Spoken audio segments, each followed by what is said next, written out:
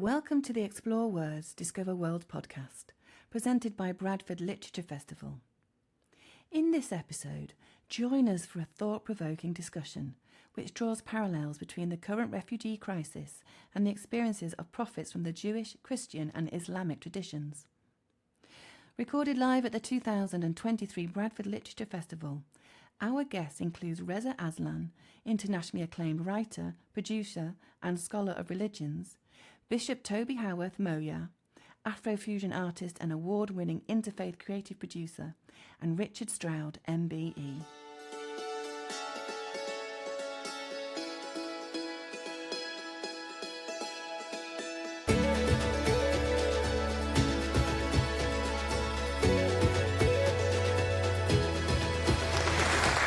Hi, I'm Toby, Bishop of Bradford, and welcome to City Hall. Isn't it beautiful? So I don't know if anybody's the first time you've been here, but it's some of the best loos in the city. But this room is also pretty good as well. So I'm Toby, and I'll be your kind of host today as we talk about refugee prophets. One of the ways that religious traditions function really well is that they enable us to locate our little stories, if you like, our stories of ourselves as individuals, as families, as communities, in the bigger story of our faith traditions, and to draw on our faith traditions to give meaning and language and voice to the experiences we have. And one of the particular ways that this works, or ought to be able to work, is in relation to one of the great crises facing our time, which is the crisis of refugees. And all of us will be aware of that, the political implications, the human implications of that, and the immense suffering and the massive political trauma that is going on around this. So today is about kind of locating that contemporary stuff and our own stories and our own heritages, our families, our own histories, and where do we make the links back to refugee prophets? Because particularly from the so-called Abrahamic family of religions, so many prophets were in fact refugees. And in fact, Adam was the first refugee, kicked out of paradise. And so there's so many refugee stories that we can then draw on, and that's really what we're about today. And those prophetic stories have shaped the way our religious communities live and how we engage with the issues that we engage in today. You'll presumably already have read the biographies of our panelists, but I just want to say a couple of things about them and how they relate to the topic we've got today. So Dr. Reza Aslan fled with his family from Iran to the US at the time of the revolution, and is now got a PhD eventually and various other degrees, a scholar particularly of the sociology of religions, history of religions, is a best-selling author, and brings that engagement of religion to this big topic. Moya, just off the train from London, so we are really thrilled that the train wasn't late, Moya. And you've got a refugee background yourself, haven't you? So Moya, and with his family, came from Mozambique in the civil war there, to Portugal, and from then to the UK, and is a rap artist, hip hop, Afrobeats, all sorts, and uses your experience and your creativity, particularly to give voice to young people, and so he's just been with the Bristol Refugee Festival and helping to give a voice to people from all sorts of marginalised backgrounds through your music. And if you haven't heard it, it's definitely worth listening to. And Richard, our very own Richard, is a trustee of our very own Bradford Synagogue. And your family goes back many years. Your great-grandfather was the founder of the Bradford Synagogue and was very instrumental in a lot of the business in Bradford from that time. And you've got your own work with young people doing all sorts of work, but you you ground us in Bradford, which is wonderful. So thank you. And you, Richard was awarded an MBE last year for services to interfaith in West Yorkshire. So great. So we've got about an hour to have a conversation. I'm particularly aware that we are 4 guys up here, and that a lot of refugees are women, and a lot of the prophets, who are like technical prophets we talk about, will be men, but a lot of the prophetic experience is women as well.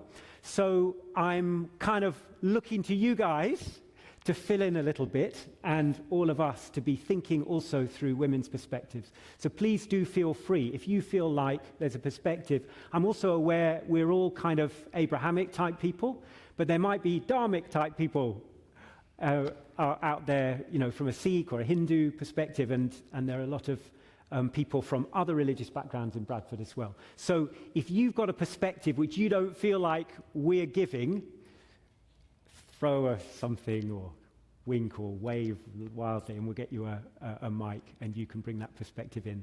We'll do that a bit more at the end, but feel free to do that at the beginning as well. So towards, say, 2:45, we'll start opening it up more to the room. Is that okay? Brilliant.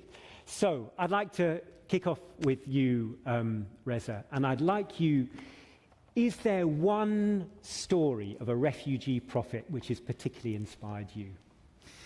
Yes, just from my own personal tradition, when we talk about the early history of the Islamic community, that is a story that begins not in the prophet's home city of Mecca, but in the city in which he had to flee to as a refugee, the city of Medina. Those of you familiar with the story, when the prophet first began preaching his message, a message that had profound socioeconomic implications, but whose religious implications were, to put it bluntly, not that unique or that controversial. He in his very small community was forced out of the city of his birth and had to flee to a neighboring city called Yathrib. And this was a city that was full of Jewish tribes, pre-Islamic tribes, a tribe of what are known as Hanifs, different religious groups, different ethnicities. And I think sort of the story of the Prophet and the early formation of Islam that is so often forgotten about by Muslims is the story in which those groups opened their arms to this group of refugees. Yeah.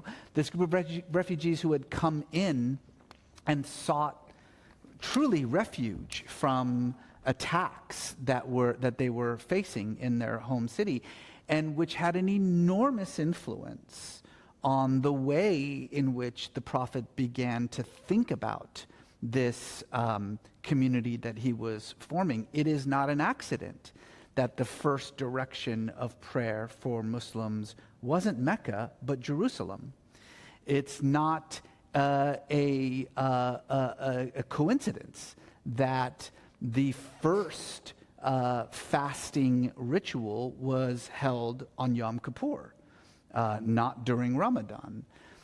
All of these, I think, is a really incredible story, and should be a reminder, I think, to us of how important the very religion of Islam, how much it relies on the idea that there were people who accepted a people without a home and gave them a home so that they could become this grand global religion that they are today.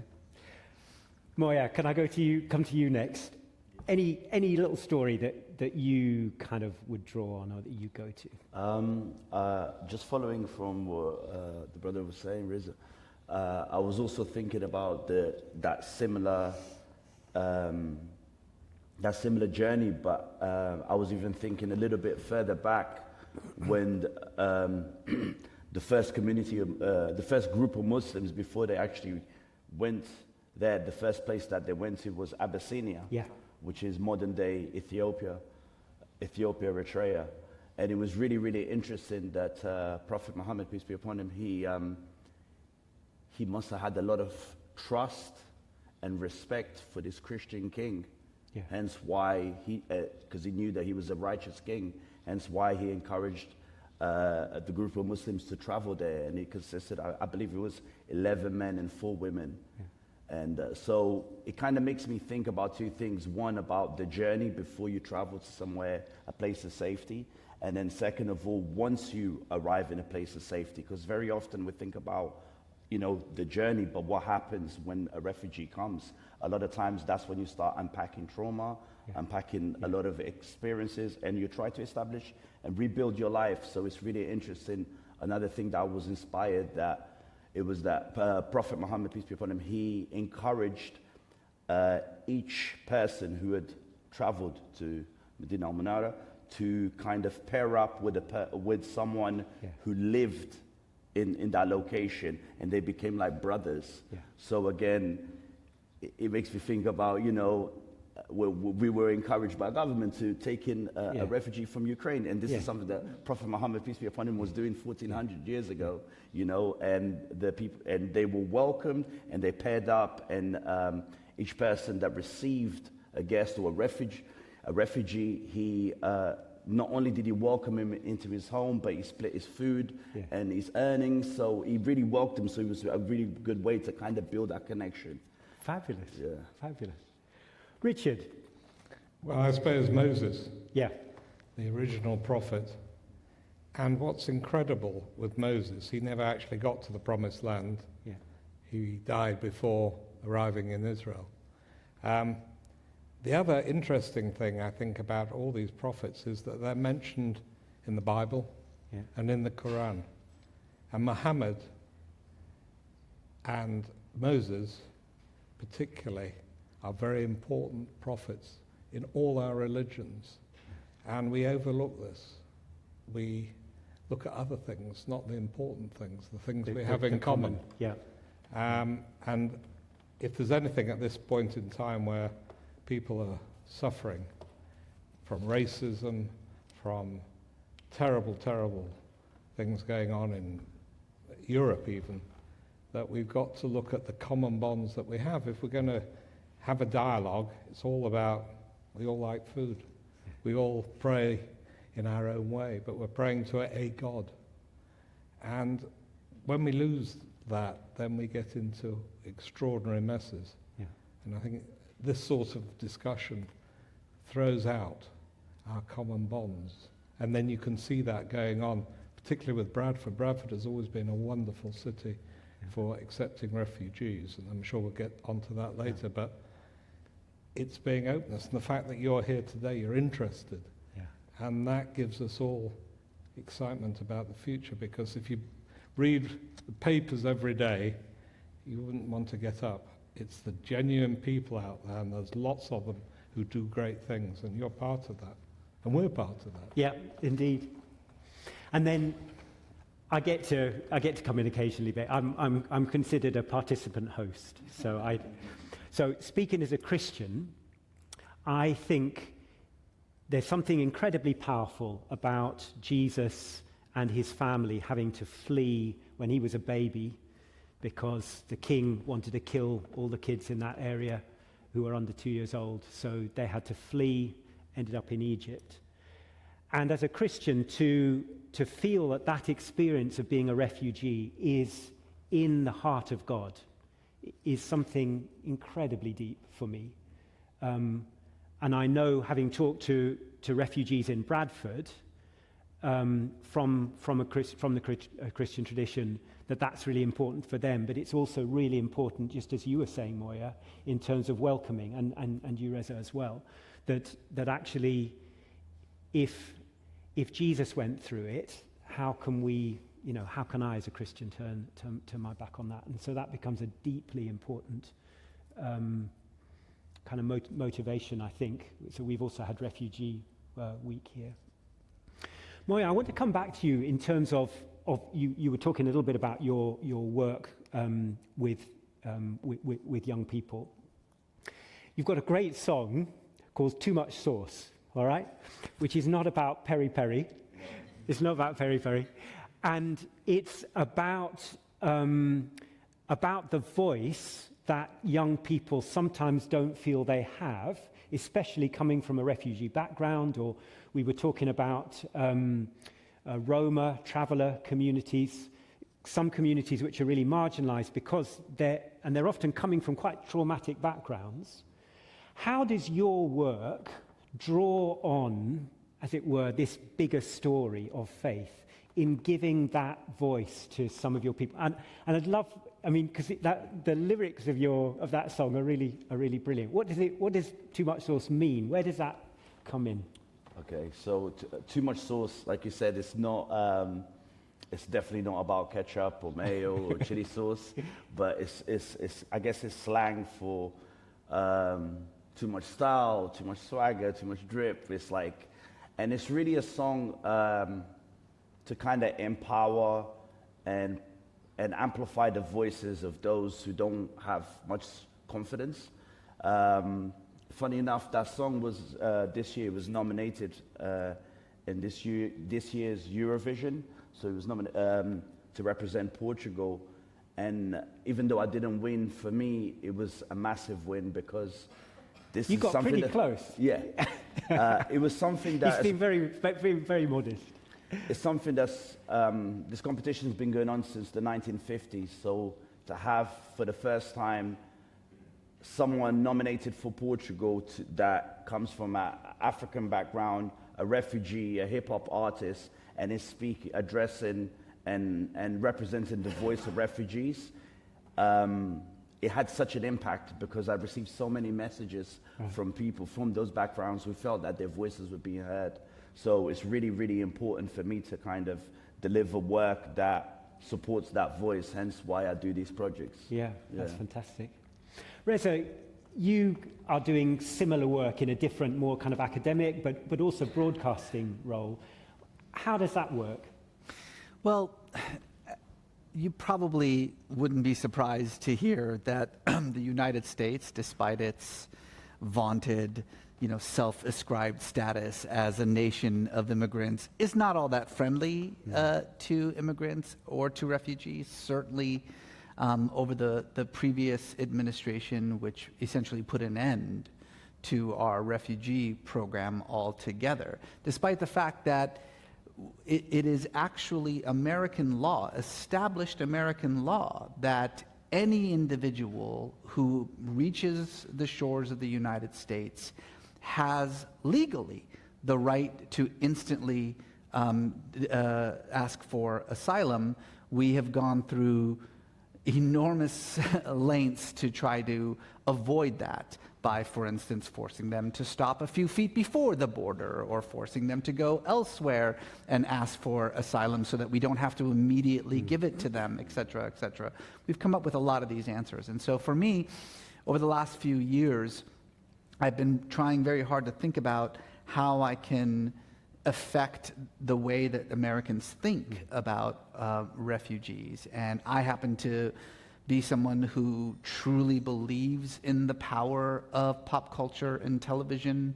Television especially, I think, is probably the greatest tool for social change in the history of the world. And so over the last few years, as a producer, I produced some TV shows and films in the US, created this television show which was about an Afghan refugee. And it was a 30-minute silly sitcom, very deliberately geared for like the sort of lowest common denominator audience, and pumped into the homes of Midwesterners, the Trump supporters, basically, to see if there was a way, if they were to see, an Afghan refugee on television, just being a normal person, if that could actually affect them. And we were talking a little bit about this before. I think what the things I'm most proud about is the way in which that fictional character that we created became so real for so many millions of Americans that in the middle of the show, when the United States just suddenly withdrew its military from Afghanistan, and suddenly there were hundreds of thousands of Afghan refugees fleeing the Taliban, there was this concerted call from the conservative parts of the American public to allow the Afghans in. Not anyone else, mind you, but just the Afghans, that we've seen, Afghans, we understand, their story a little bit better, and so they're okay. And it worked. We actually, even with the Trump administration, got them to dramatically speed up the process for bringing Afghan refugees into the country. And it's just, again, a reminder of how important it is to just see a human being as a human being instead of as a symbol for something, because you can fear a symbol, but it's very hard to be afraid of a person who's right in front of you. Yeah. And of course, our refugee stories humanize because they give us all engagement in those stories. I mean, it's very powerful that the Statue of Liberty faces towards Europe, isn't it? As long as you're not Irish or Catholic or Jewish or, so, but it's other groups, and it's kind of widening that, isn't it? And so part of our using our religious heritage is to humanize one another. Richard, the story of Jewish exile is it's a massive part of Jewish history, isn't it? It is Jewish history. Yeah, absolutely. How has that shaped your own family history? Well, interestingly, my great-grandfather came to Bradford as a German refugee. There was anti-Semitism at that time in Germany. The Jewish merchants, textile merchants, weren't very comfortable. They were buying from Bradford. They found that Bradford was very welcoming. Bradford was the center of the textile industry in those days. It was in the middle of the Industrial Revolution. And they came and they opened up their warehouses. Little Germany, I'm sure you know. That's where they settled and built these magnificent merchants and helped the textile industry, which was doing very well, but being plain fabrics, selling to what was the MOD or whatever, the Department of War in those days, and to the Empire. And the German merchants came here and designed and developed the clothing, and they wanted a synagogue.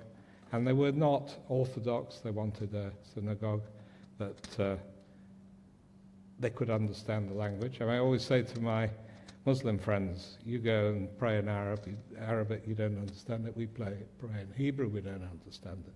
But a lot of it was in German and in English. And he got those people to understand that you're getting something out of Bradford, you've got to put something back. And we've got to start building Bradford.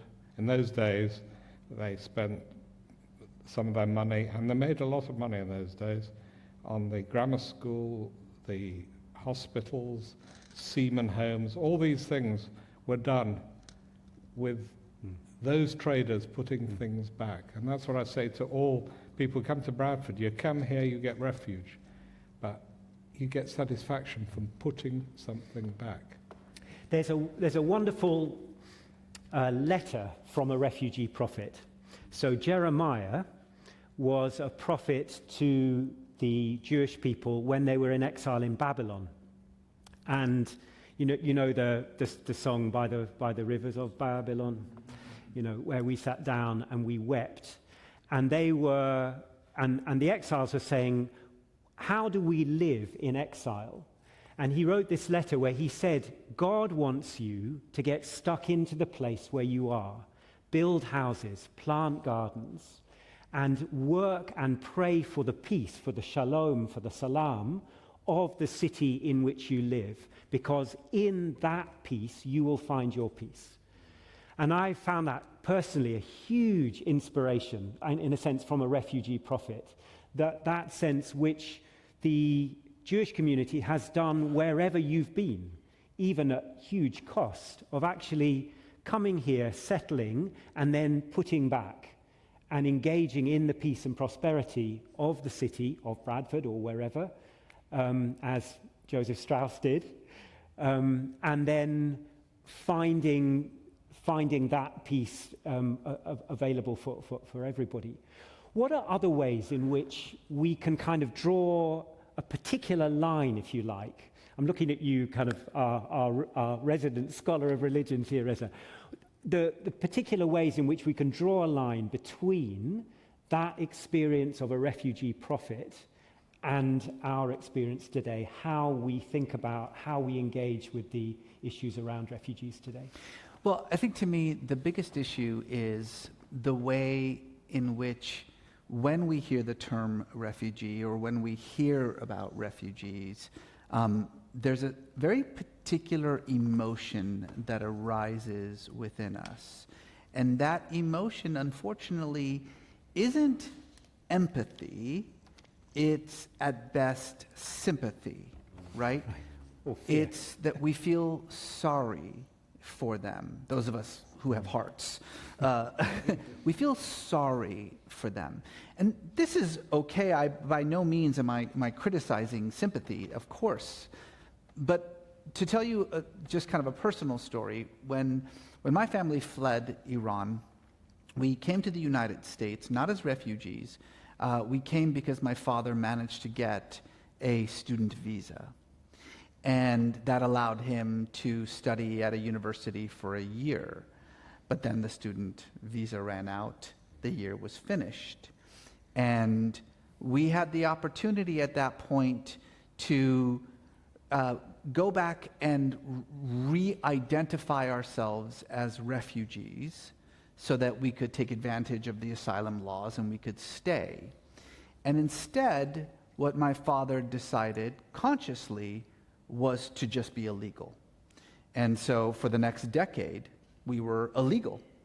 We were illegal aliens or undocumented aliens.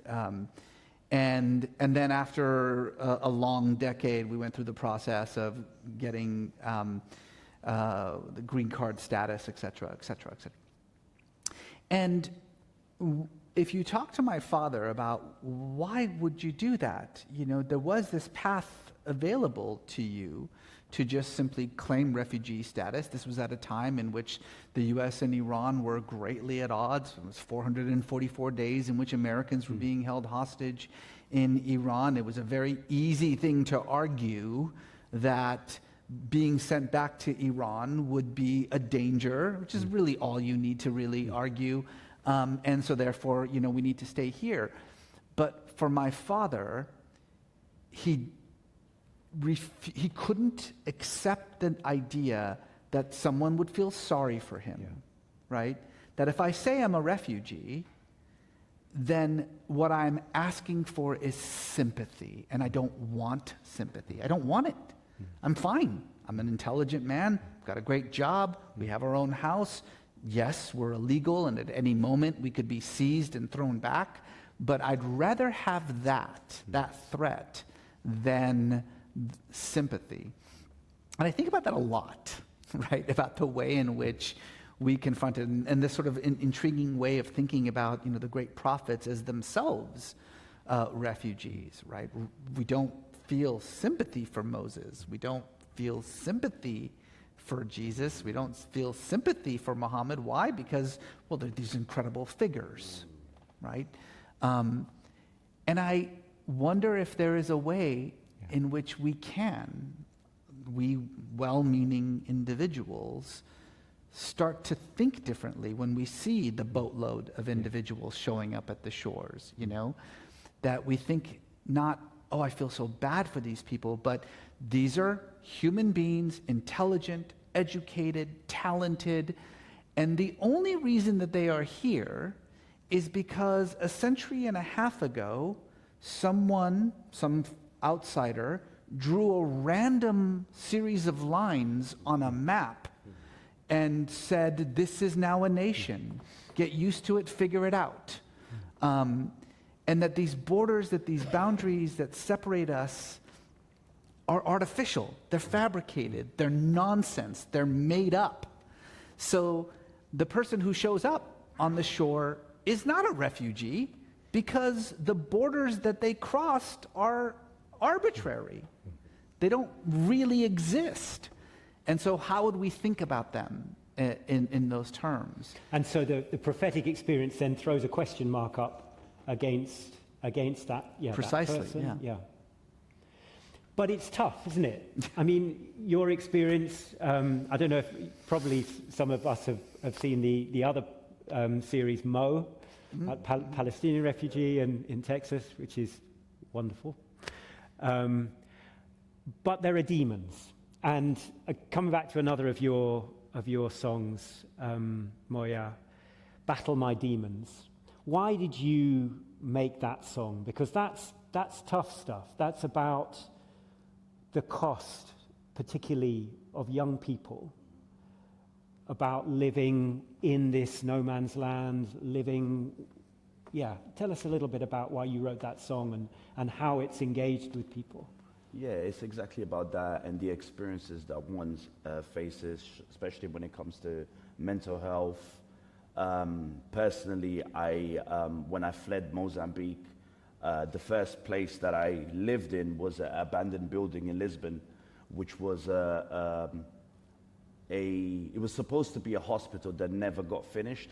So a lot of the migrant community squatted there, and I mean, some of the experiences there were horrific. And as a child, you don't realize because that's all you know, that's all you see. But I remember us not really having toys, and the game that we would play the most is actually doctors and nurses. The reason being is because we would see so much heroin needles. There were so many heroin needles that we would play doctors and nurses, but at the time, I didn't know. And then only after, and I started actually seeing members from my community, and some of them turning to alcohol, some of them drugs, some of them becoming extremely violent in their homes. So all of those things, every day we're meeting people, whether it's refugees, and we don't know what people are going through. So it's about trying to put ourselves in their position and understanding that everyone's got a story and being able to be more empathetic to them.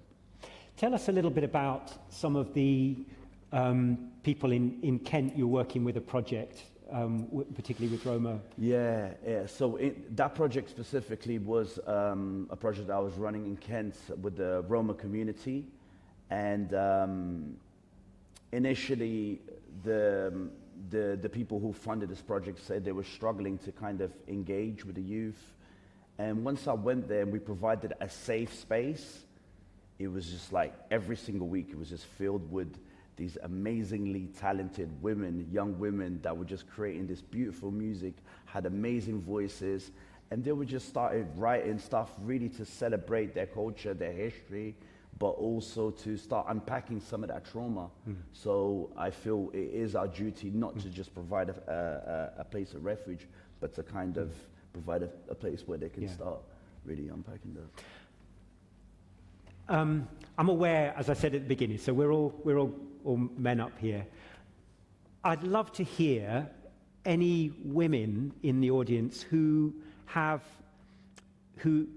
particular figures in the prophetic stories who have inspired you, or you, who, particularly from a refugee perspective, who you can kind of think of, because we've talked a lot about people like Moses or Jesus or the Prophet Muhammad.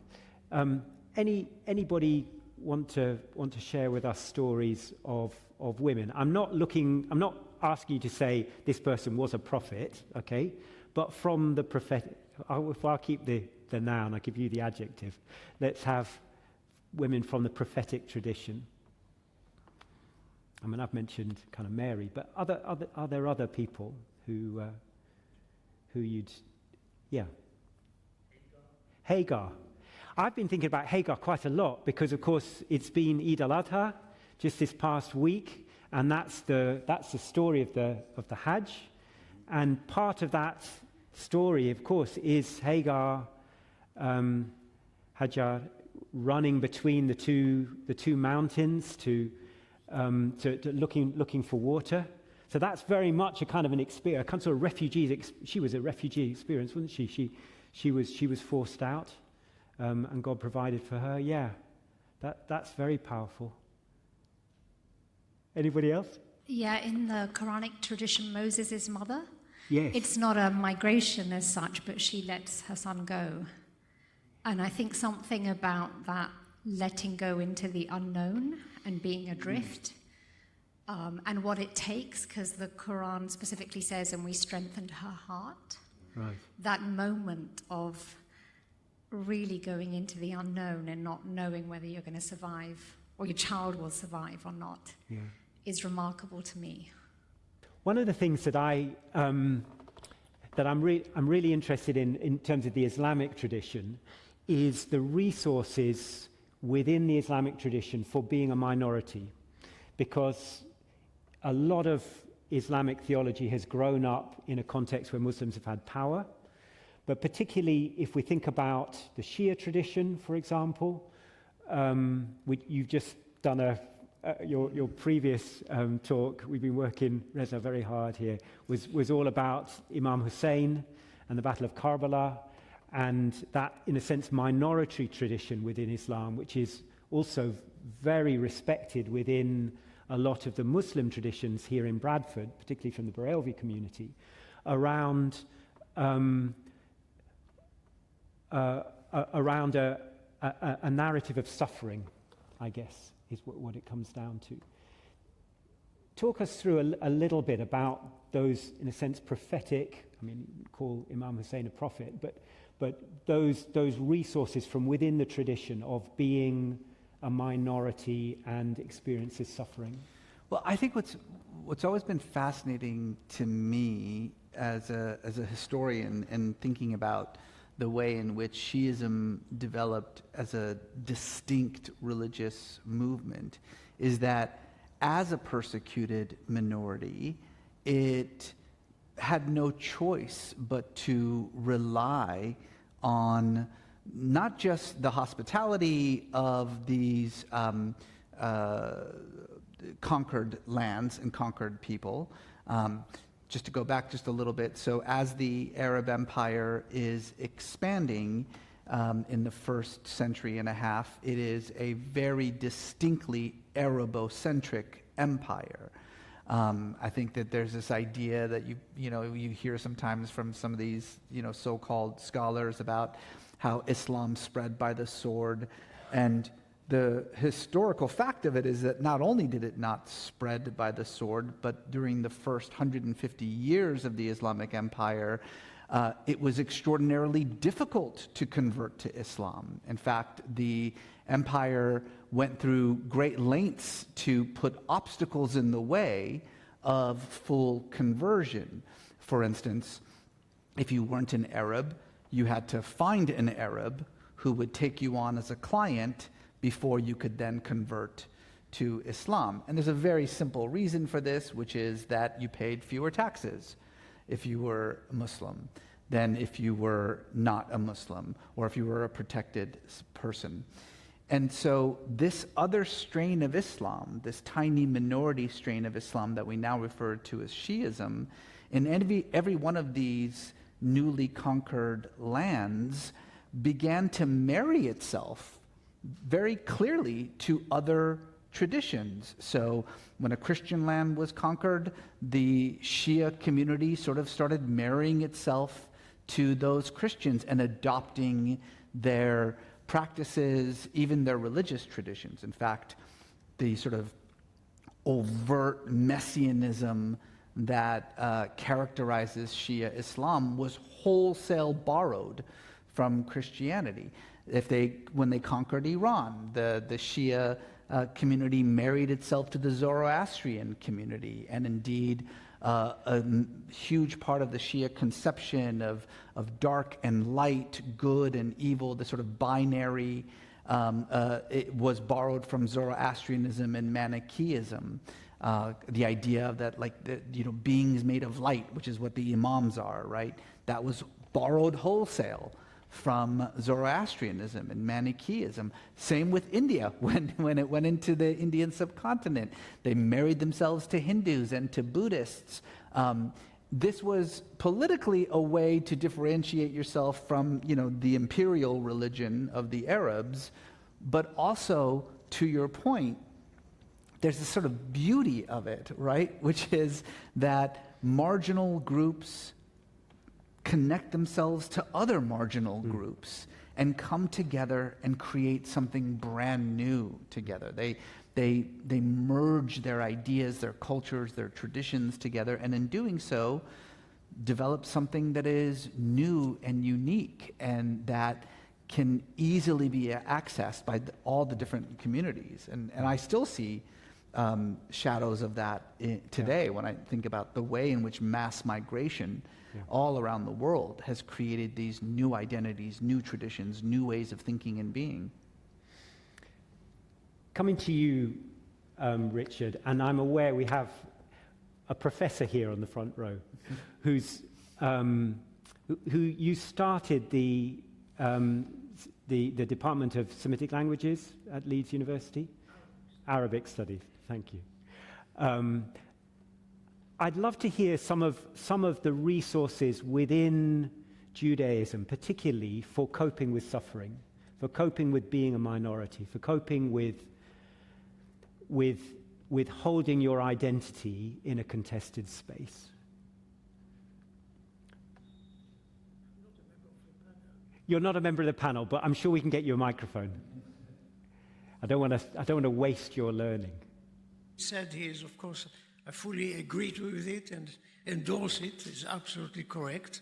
There are few more things to be added about all the monotheistic religions. Yes, the prophets there, of course, were refugees when they started their career. The Prophet Muhammad, for example, had to leave, as we heard from Reza, had to leave Mecca because of disagreement. People disagreed with him. Yeah. So he moved to Medina. You mentioned the name Yathrib. Yathrib was the previous name of the city of Medina. And then they changed it, Islam changed it to Al-Madina. And so he lived there, and he befriended with the Jewish community who lived in Medina. There were 3 famous tribes of Jews, very successful, and he coordinated with them a lot of things. This contact with the Jews was very, very important to the early Islamic development.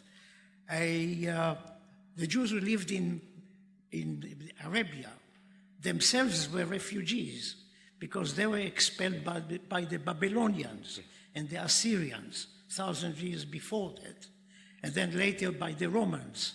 Yeah. So they originated from Israel or Palestine, and from there they were expelled by the great powers of the time, and therefore they moved to live in Arabia, and over the years became very successful tribes. They adopted the tribal system, which there was current in Arabia before Islam, and they lots of similarities which you find in Islam and in Judaism are the result of this contact. This contact was very healthy, very important at the time and later on. I think that's it. Mm-hmm. In the immortal words of Lin-Manuel Miranda, immigrants, we get the job done. I just wonder whether we can now open it up a little bit. What are questions that you bring to this whole theme around the crisis of refugees and the connection that we can draw between the stories of prophets and the issues that we're facing today? Especially, and you may want to direct it to one or others, but... My question's on media, and Reza touched on this about the Afghan sitcom he made. How is it that, we've recently had the drowning of the Titan submersible, yes, and a Barack Obama draws the attention to what we were all feeling.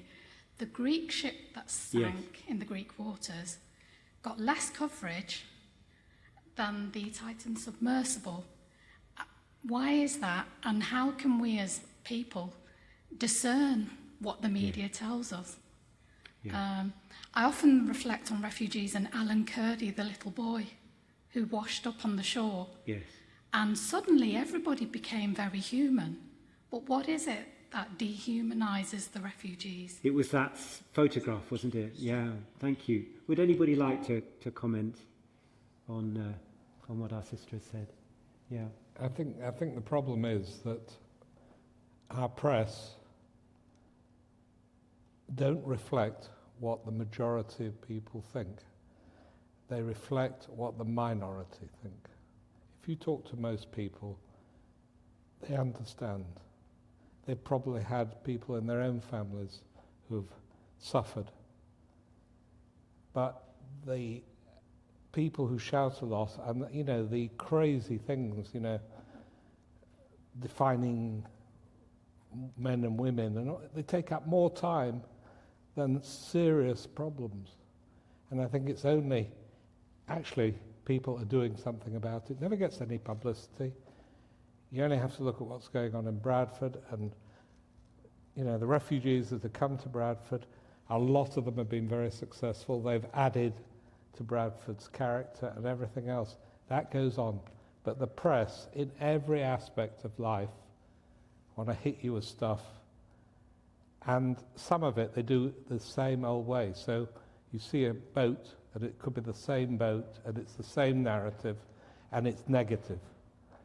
Now, how we change that in a society that has free press, I don't know. But we are ruined by a lot of our press because they don't reflect what we feel. But I think there's something very powerful, isn't there, around if I can in some ways put myself in that boat, and I may be able to do that through the experience of a friend or a family member, but I may just be able to do it through the experience of saying, actually, my faith puts me in that boat. And I think that's where a faith voice can be really, really powerful. I thought it was very powerful the way, Reza, you talked about the reframing of, you don't talk about vermin, you talk about people. Because we are all people, from a Jewish or Christian perspective, made in the image of God. It's a way, it's using the religious language or the imagery or those stories to kind of reframe the debate, and constantly having to do that. But you were going to come. Yeah, I wanted to just share something.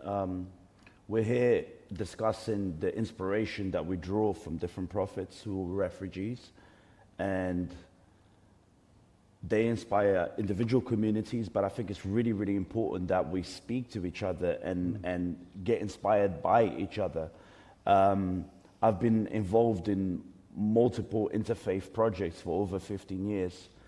Synagogue that I worked very, very close with is West London Synagogue. Amazing place. Yeah. Amazing synagogue. We've delivered a lot of youth programs and stuff. And I remember my very close friend, Nick Schlagman. One day he took me to the synagogue, and they've got this, it's a beautiful, beautiful prayer space, and they've got a beautiful dome. And he was telling me the story about this dome that, I believe it's actually one of the wealthiest synagogues in the country. So it's like a lot of money was spent like creating this beautiful space. And when you go into it, you're like filled with awe. And during the World War, the synagogue was bombed and the dome was destroyed. So the community came together to kind of fundraise, to kind of, to be able to restore this beautiful dome.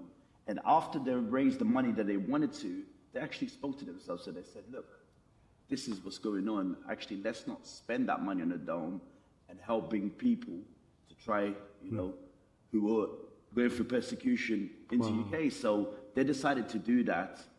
And one of those children that ended up coming to, who they were able to save, is the grandfather of my friend, Nick Schlagman, who was taking me to this space.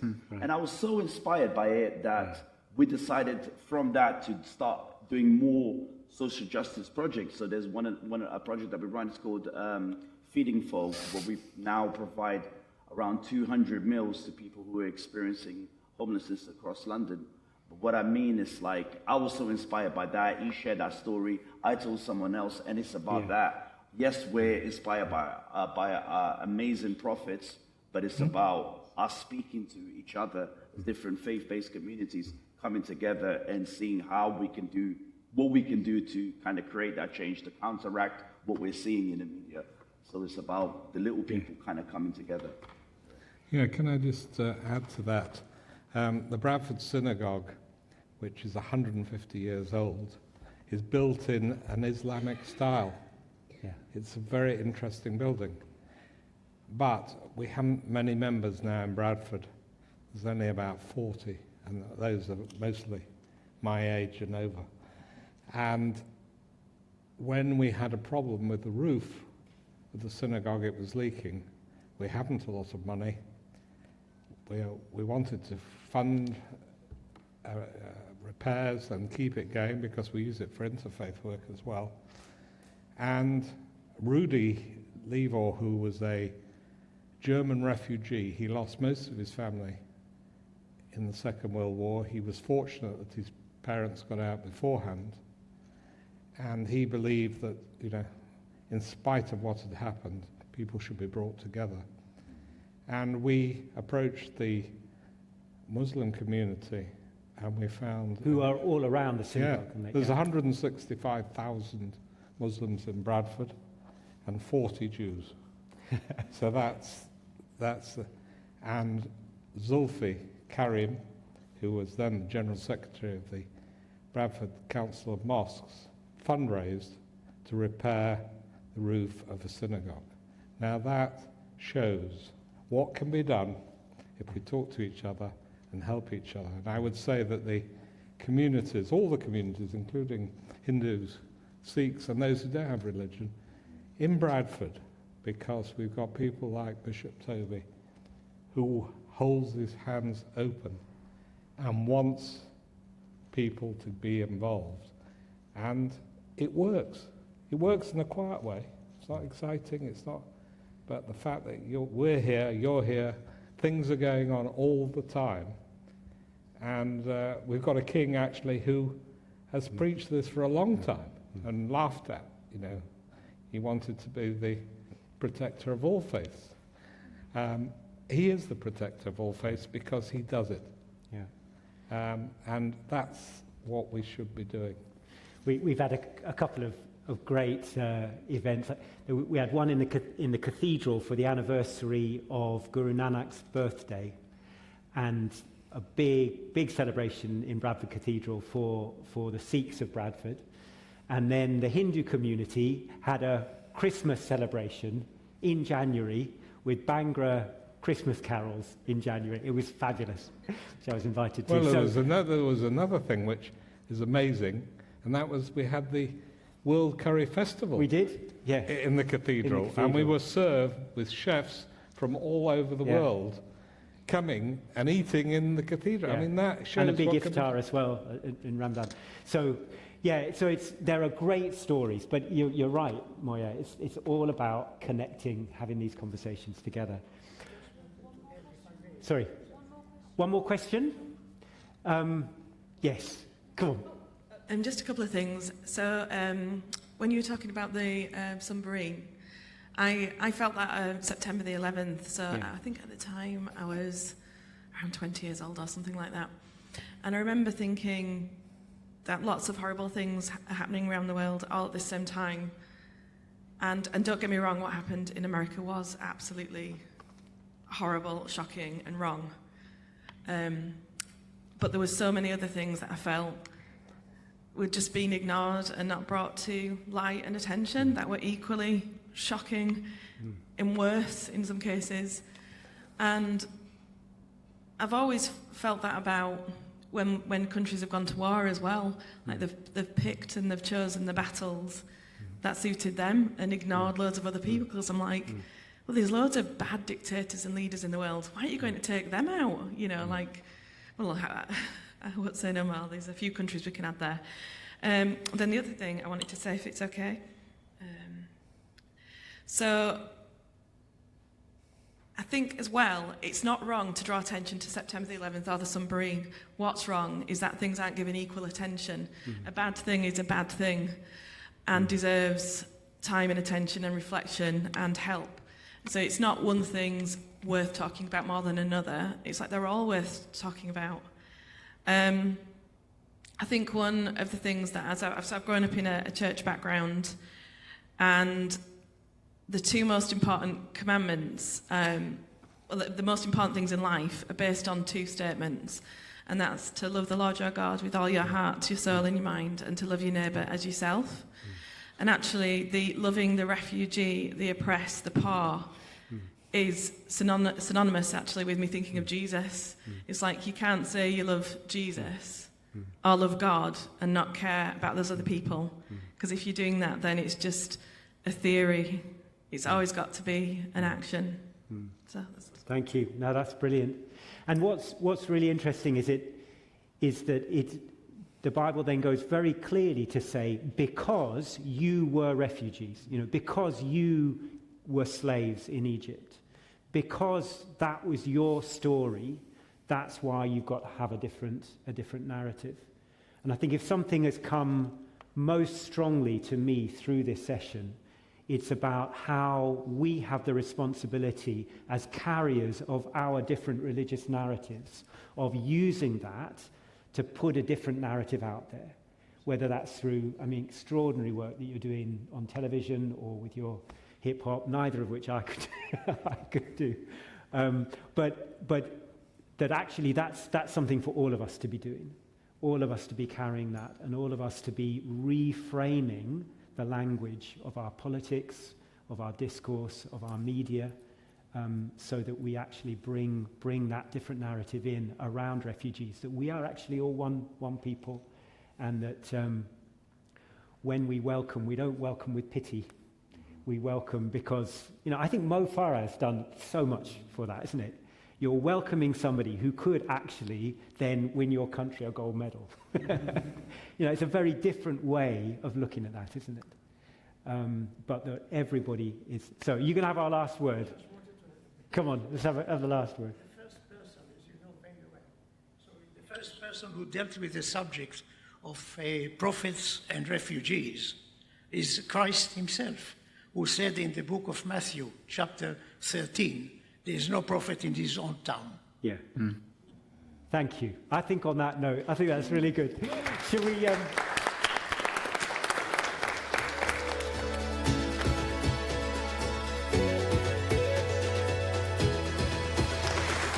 Thank you for listening. If you enjoyed this episode and would like to support the festival, please subscribe, share this episode with others, and leave a rating. Don't forget to mark your calendars as the Bradford Literature Festival returns for its 10th year from 28th of June to the 7th of July 2024.